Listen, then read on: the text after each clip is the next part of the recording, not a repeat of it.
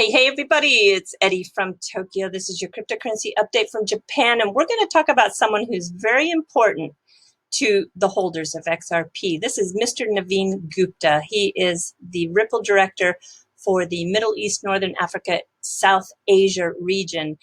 And the reason why I want to talk about it is because he's got two new videos that are out there. This one is with a law firm where he is discussing with this law firm that has offices in Mumbai and New Delhi, which is very important because we need to see India get over their hurdle. And this law firm is also in Palo Alto, Singapore, Munich, and New York. They're specialists that provide strategic advice on legal, regulatory, and tax matters. So the name of this was Blockchain Use Cases Beyond the Hype. That is really key right now because there has been a lot of hype, and particularly when you listen to the video interview on the XRP Army channel that had Matt Hamilton this morning. Matt really nailed it. There has been a lot of hype in this industry, and I think a lot of people believed the hype. Now, the hype is always a little fun, it's entertaining, but when you take it as gospel, as they say, it has set a lot of people up for disappointment because people have been on a track that thought that this space was going to change much faster than it actually has or can. You know, we're waiting for an email moment. As Navin Gupta says, it'll happen. Blockchain is going to have its email moment. But email was out for 7, 8, 9 years before it caught on. We are just seeing this space go from POC, the proof of concepts, into the building phase. And this is a perfect video for you to watch if you really want to get the scoop. It's beyond the hype. You'll learn there is a new corridor that is live. That is a corridor that runs between the UK and the Philippines. And if you go to the website that's maintained by Leonidas called XRP Arcade, this video has an article that also is really well written. And it talks about how we are 28 weeks since Ripple announced they had 300 customers. Well, based on the growth, because Navin Gupta says we are at 350 now, that's adding about 1.8 customers per week. And if we are looking at 27 weeks out to the year end, that would give us, if we stayed at this same rate and it remained constant in terms of that 1.8, we would see Ripple on track for approximately another 50 clients by year's end. But there's one factor I want to tell you, in my opinion, I think it's going to be a little bit higher than that because the second half of the year is looking very different than the first half. We have fear, increased awareness, and a very strong push, if you will, because of Libra. Libra is making big progress still. A mega Singapore state investor, Temasek, just joined them. The Paradigm Investors and equity firm Slow Ventures just joined the association. Robert Werner, who led the HSBC and Goldman Regulatory Relations, joined in May. And of course, we have the recent announcement just in the last few days that the Calibra wallet has been rebranded to Novi. And this is where you're going to store the Libra digital currencies. So they show no sign of slowing down at all. And Mr. Gupta is talking to this gentleman, and I want to show you what a face looks like when you get it. And it's important that a guy like this gets it. He is going to talk about the new corridor that's open, and just watch at the moment he understands that you can move those two currencies using XRP as a bridge currency and do it in 2 seconds. Watch this. So keep your eye on this gentleman here on the left.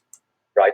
So as you know, that all over the world, this solution is already live in Philippines, for example, between UK and Philippines. Let's just take an example.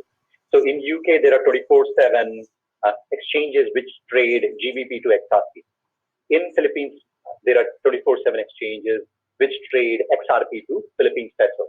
So what in this case, what happens is you don't need to keep a pre-funded position in Philippines in peso. So there is zero money that is in your bank account or in your account that will do the disbursement.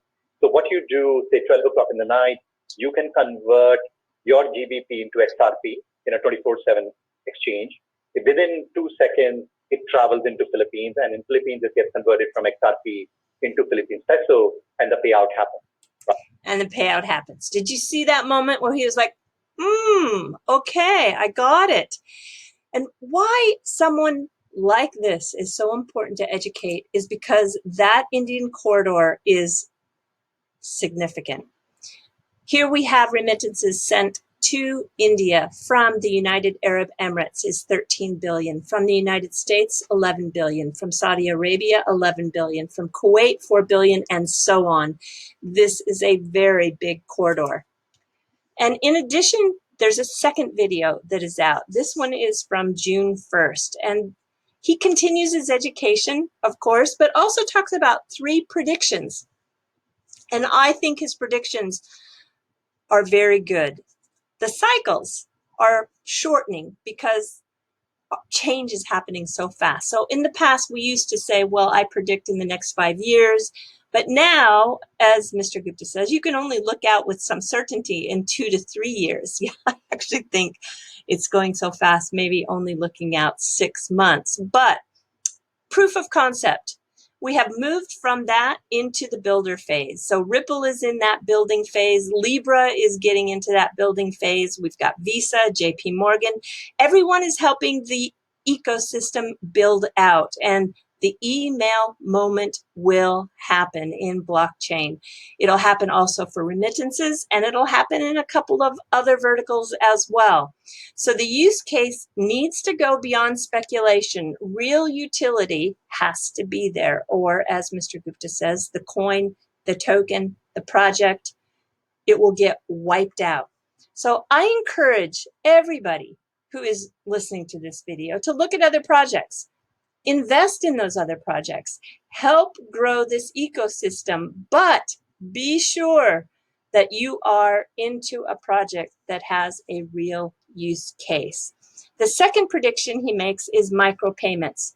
So when you hit a paywall, and that is when you get like on the Wall Street Journal's website, and they want you to have a filled out subscription for 1 year in order to read the article that you clicked on. They only gave you 1 paragraph, but you can't go any further unless you subscribe. How many of you just click off? I know, I just don't want to be nickeled and dimed to death to read 1 article and then never maybe read on that website for another month or 2. So what happens if you can just pay 10 cents just to read that 1 article? This is how micropayments can work. And it is technology that can really, really change the space. I want to show you how, for me, it's bringing passive income to me on a very, very personal level. This is my coil site. It's the extended version of fluff that I very often bring at the end of the videos. And if there's a fluff that is interesting to you, you can go to the coil site, and a day or 2 later, I'll have an extended version of what I talked about. And it's fun for people who have some interest in a topic that I happen to stumble on for Japanese culture. And here is the actual payouts that occurred for me in the middle of the night. At 1:30 a.m., you can see it went a portion of XRP, a micropayment, into my Uphold account. Then again at 3:20 in the morning, then again at 4:40 in the morning, and then again at 5:45 in the morning. I was sleeping, but I was being paid. So do I think adoption will happen? I think if you experience this passive income, adoption is very easy. Now, the third prediction he gave is about gaming. Ripple provided $100 million in funding with a blockchain gaming platform back in March. And that was a company called FORTE. And FORTE also had a very interesting video that was uploaded just in the last 7 days. Jules on the beach and I think we both found the video that I'm going to share with you in a moment on the same day. We were chit-chatting about this on the backside of Twitter through some direct mails, and both of us were just jaw down on the information that came out from the CEO, Josh Williams, who's the co-founder of FORTE. It is pretty amazing. So they're working with a developer right now that is tokenizing those skins and virtual goods that are in the gaming ecosystem. Mr. Gupta has a 14-year-old son. He plays Fortnite, and he plays with players all over the world. There's 100-some teams that are playing. They are from Brazil, Israel, Japan, and they all have a lot of virtual goods, but they don't have an efficient market that can be monetized so that they can buy, trade, and sell those goods. That is where blockchain and a digital asset like XRP come into play. So let's hear Mr. Williams talk about that. And I think you're going to be jaw down like Jules on the beach and I were when he talks about the potential. It's really unbelievable. Okay, have a listen. A way to understand that might be, there are games like Fortnite today that have hundreds of millions of players that play them every single month. And those games are wildly successful. It's the most successful games that have ever been created or being created today. But they do, a couple $1 billion a year in revenue at their peak today, which is massive. But if you think about it, if you had a game that incorporated blockchain technology to create a real market economy for players inside of the game, and you got just 1 million players that were earning just a minimum livable wage, like say $30,000 a year inside of the game, because you created this rich economy, then that game, 1 million players making $30,000 a year from the game would have a $30 billion a year economy, which would be by far the biggest game that's ever created, with only 1 million players that are able to achieve that. And that, on its own would be larger than the entire global music industry. And it's not difficult to imagine a game that could do that by incorporating these mechanisms. Bigger than the entire global music industry. That's the potential. No, I'm not hyping. This is the CEO and co-founder of FORTE, and they have the biggest game in the world, and they are working with a developer who is tokenizing.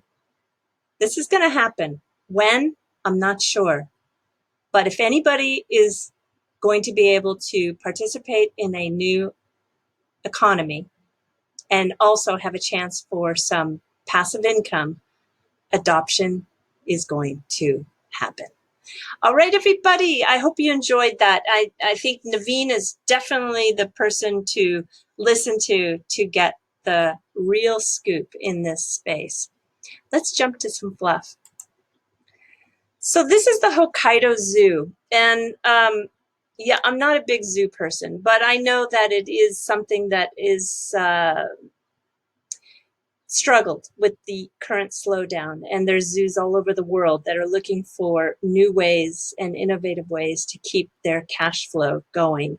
And the Hokkaido Zoo has made these lion ripped jeans available for $600 and some. So if that strikes your fancy, you might consider that. If it's a little bit too expensive, well, you can get wood coasters that have been gnawed on by a beaver for $30, or you can get some real parrot feather earrings for $50, or how about a painting by a monkey for $70? And they even offer a private animal live stream feeding for $100, or become a zookeeper for the day for $1,000. Yeah, I'm just happy that they are looking for ways to help make the lives of these animals the best they can for their situation. And staying in Hokkaido, there was a train that actually retired. This train is something that has been running in the rural area of Hokkaido for 89 years, but the private line just could not weather the current global slowdown, so they retired it and it shut down on Sunday. And it's a little sad. It is a little sad. And with that train culture in Japan, there always is an ekiben. Ekiben is the train bento that is representative of that region and that area. And for that train line, this is the ekiben. For $5, you would get 7 pieces of sushi. And this is a special salmon that is called yamabe salmon, and it's when the salmon return back to the fresh waters to spawn. This is the salmon that you're eating, and so it has a little bit of a different flavor. It's very precious. And yeah, I'm sure that, well, I'm not sure, but I think the ekiben will still be sold. I think so. But when you do take a train in Japan, find out what the train line, what is their ekiben, so that you can have the full experience of taking the train and eating on the train. And this was the summer view from the window on its last day. This is summer in Hokkaido. But it also, of course, was taking people during the winter months. And this is a beautiful photograph from when it stopped at one of the rural. Look at how this is really rural, right? One car, one person with some spring flowers. And a great photograph of the passing through an intersection in the fall. So it's not always the end of these trains. There was a train from Hokkaido that was lucky enough to get a second life, and it was a sleeper car, and it has since been moved to 5 minutes distance from Tokyo Station, and it is a youth hostel, and you can stay there in the dormitory style for as little as $15 a night, which is just incredible to be 5 minutes from Tokyo Station and have a place to stay for $15 a night. This is the private room, and this is the bunk bed style of 4.